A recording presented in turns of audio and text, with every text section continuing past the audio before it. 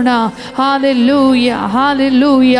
ಓ ತಂದೆಯಾದ ದೇವರೇ, ಕರ್ತನಾದ ಯೇಸುವೇ, ನಿಮ್ಮ ನಾಮದಲ್ಲಿ ಜಯವನ್ನು ಸ್ವಾಮಿ, ನಿಮ್ಮ ನಾಮದಲ್ಲಿ ಬಿಡುಗಡೆಯನ್ನು ದೇವರೇ, ನಿಮ್ಮ ನಾಮದಲ್ಲಿ ಆಶೀರ್ವಾದವನ್ನು ದೇವರೇ, ನಿಮ್ಮ ಕೃಪೆಯಿಂದ ನಮ್ಮನ್ನು ತುಂಬಿಸಬೇಕೆಂಬುದಾಗಿ ನಾನು ಪ್ರಾರ್ಥಿಸ್ತಾ ಇದ್ದೇನೆ. ಓ ದೇವ, ನಿಮಗೆ ಸ್ತೋತ್ರಂ, ಸ್ತೋತ್ರಂ, ಸ್ತೋತ್ರಂ, ಸ್ತೋತ್ರಂ. Hallelujah, hallelujah. ಓ ದೇವ, ನಿಮಗೆ ಸ್ತೋತ್ರ, ಸ್ತೋತ್ರ, ಸ್ತೋತ್ರ.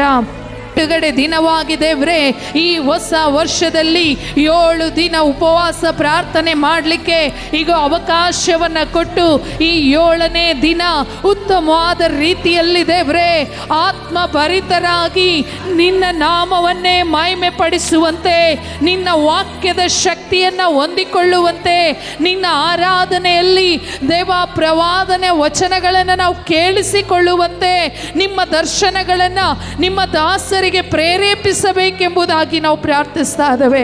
ಓ ಪವಿತ್ರಾತ್ಮನೇ, ಓ ಪವಿತ್ರಾತ್ಮನೇ, ನಿಮ್ಮ ಶಕ್ತಿ ಇಳಿದು ಬರಲಿ ದೇವ್ರೆ, ನಿಮ್ಮ ಮಹಿಮೆ ನಮ್ಮ ಮಧ್ಯದಲ್ಲಿ ಇಳಿದು ಬರಲಿ ದೇವ್ರೆ, ನಿಮ್ಮ ಕಾರ್ಯಗಳನ್ನು ನಾವು ನೋಡಬೇಕು ದೇವ್ರೆ, ನಿನ್ನ ಆತ್ಮನ ಹೊರಗಳಿಂದ ಹೊಂದಿಕೊಳ್ಳಬೇಕು ದೇವ್ರೆ.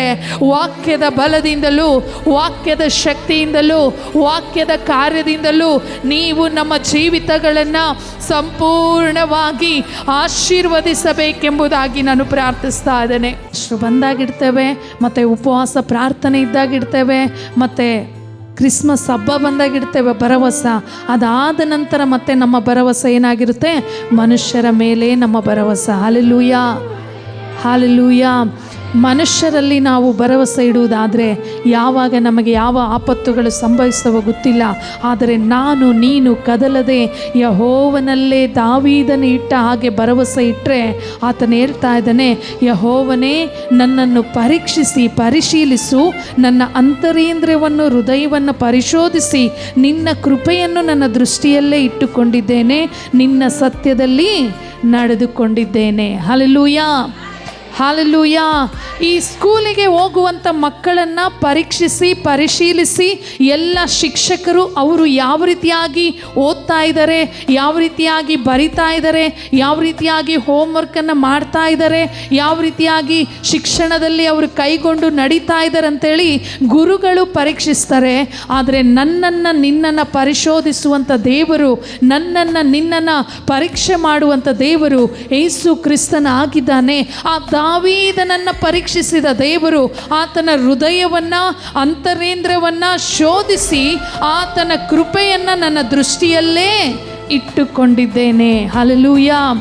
ಯೇಸುವಿನ ಹೃದಯವನ್ನು ನಾವು ಪರೀಕ್ಷಿಸುವುದಾದರೆ ಆತನ ಹೃದಯದಲ್ಲಿ ನಮ್ಮನ್ನು ಬಿಟ್ಟರೆ ಯಾರ ಸಹವಾಸ ಆತನಿಗಿರುವುದಿಲ್ಲ. ಹಲ್ಲೆಲೂಯಾ. ನಮ್ಮ ಹೃದಯ ಏನಾದರೂ ಪರೀಕ್ಷೆ ಮಾಡಿದರೆ ಭಾಳ ಲೀಸ್ಟೇ ಬರ್ತವೆ.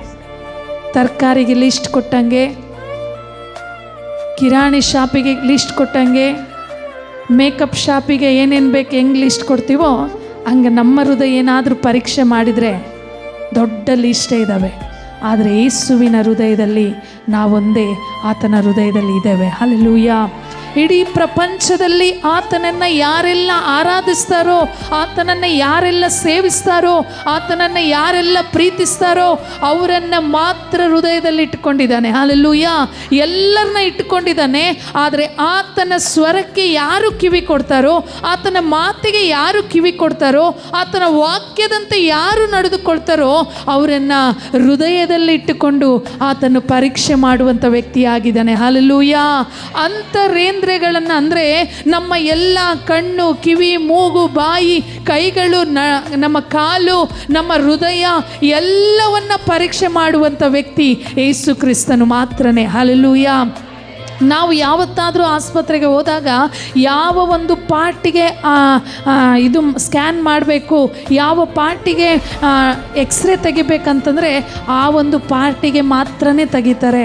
ಆದರೆ ಯೇಸು ಕ್ರಿಸ್ತನು ನಮ್ಮ ಮನುಷ್ಯನಲ್ಲಿ ಇರುವಂಥ ಪ್ರತಿಯೊಂದೊಂದು ಅಂಗಾಂಗಗಳನ್ನು ಪ್ರತಿದಿನ ಸ್ಕ್ಯಾನಿಂಗ್ ಮಾಡಿ ಪ್ರತಿದಿನ ರಿಪೋರ್ಟ್ಗಳನ್ನು ಚೆಕ್ ಮಾಡುವಂಥ ವ್ಯಕ್ತಿ ಯೇಸು ಕ್ರಿಸ್ತನು ಮಾತ್ರನೇ. ಹಲ್ಲೆಲೂಯಾ. ಹಾಲೆಲೂಯ. ಡಾಕ್ಟರ್ ಬಳಿಯಲ್ಲಿ ಹೋದಾಗ ಹಣವನ್ನು ಕೊಟ್ಟು ಚೆಕ್ ಮಾಡಿಸ್ಕೊಳ್ತೇವೆ, ಆದರೆ ಯೇಸು ಕ್ರಿಸ್ತನು ನಮ್ಮನ್ನು ಉಚಿತವಾಗಿ ತನ್ನ ರಕ್ತದಿಂದ ಕೊಂಡುಕೊಂಡು, ತನ್ನ ರಕ್ತದಿಂದ ಪರಿಶೋಧಿಸಿ, ತನ್ನ ರಕ್ತದಿಂದ ನಮ್ಮನ್ನು ಶುದ್ಧೀಕರಿಸಿ, ಪ್ರತಿದಿನ ನಮ್ಮನ್ನು ಆತನು ಎಲ್ಲ ರಿಪೋರ್ಟ್ಗಳಲ್ಲಿ ನಮ್ಮನ್ನು ಪ್ರತಿದಿನ ಚೆಕ್ ಮಾಡ್ತಾನೆ ಇರ್ತಾನೆ. ಹಾಲೆಲೂಯ. ನಾವು ನಮ್ಮ ಮಕ್ಕಳನ್ನು ಚೆಕ್ ಮಾಡದೇ ಇರಬಹುದೇನೋ, ಆದರೆ ಯೇಸು ಕ್ರಿಸ್ತನಲ್ಲಿ ಹೇಳ್ತಾ ಇದೆ, ಯೆಹೋವನೇ ನನ್ನನ್ನು ಪರೀಕ್ಷಿಸು, ಪರಿಶೀಲಿಸಿ ನನ್ನ ಅಂತರೇಂದ್ರವನ್ನು, ಹೃದಯವನ್ನು ಪರೀಕ್ಷಿಸಿ ಶೋಧಿಸು, ನಿನ್ನ ಕೃಪೆಯನ್ನು ನನ್ನ ದೃಷ್ಟಿಯಲ್ಲೇ ಇಟ್ಟುಕೊಂಡಿದ್ದೇನೆ, ನಿನ್ನ ಸತ್ಯದಲ್ಲಿ ನಡೆದುಕೊಂಡಿದ್ದೇನೆ. ಹಲ್ಲೆಲೂಯ. ಯೇಸುವಿನ ಸತ್ಯದ ವಾಕ್ಯದಲ್ಲಿ ಯಾರು ಸರಿಯಾಗಿ ನಡೆದುಕೊಳ್ತಾರೋ ಅವರಿಗೆ ಪ್ರತಿದಿನ ರಿಪೋರ್ಟ್ಗಳು ಕರೆಕ್ಟಾಗಿ ಬರ್ತಾ ಇರ್ತವೆ. ಹಲ್ಲೆಲೂಯ. ಒಂದು ವೇಳೆ ನಾವು ಎಡಕ್ಕಾಗಲಿ ಬಲಕ್ಕಾಗಲಿ ತಿರುಗಿದ್ರೆ ನಮಗೆ ಯಾವಾಗ ಯಾವ ಆಪತ್ತುಗಳು ಬರ್ತಾವೋ ನಮಗೆ ಗೊತ್ತಿಲ್ಲ, ಯಾವ ಕೇಡುಗಳು ಸಂಭವಿಸ್ತವೋ ನಮಗೆ ಗೊತ್ತಿಲ್ಲ.